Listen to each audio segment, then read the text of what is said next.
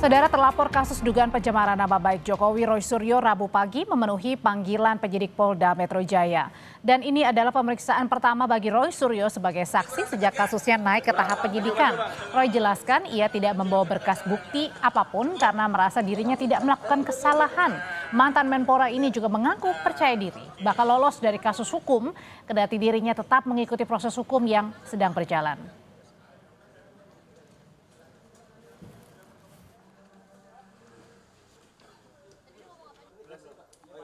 Sebuah laporan yang salah, sebuah laporan yang konyol, ya banyak sekali kesalahan dan harusnya sebagai Kapolda Metro Jaya yang baru, ya Bapak Irjen Asep, ya tolong koreksi anak buah Anda, ya anak buah Anda menjalankan tugas yang tidak semestinya.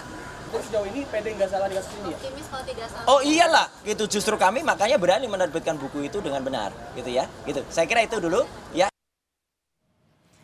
Dalam pemeriksaan kliennya, kuasa hukum Roy Suryo menyinggung ada upaya penyelundupan hingga penghilangan pasal-pasal sehingga pihaknya menduga ada kriminalisasi yang dilakukan penyidik karena berubah-ubahnya pasal. Selain itu, pihak Roy juga mempertanyakan perubahan waktu dan tempat terjadinya peristiwa yang berubah dari tahap penyelidikan naik ke penyidikan.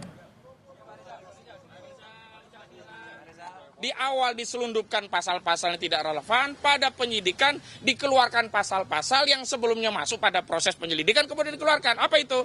Yang pertama ini kan kasusnya 311, 310 KUHP dan 27A yang berkaitan dengan fitnah dan pencemaran.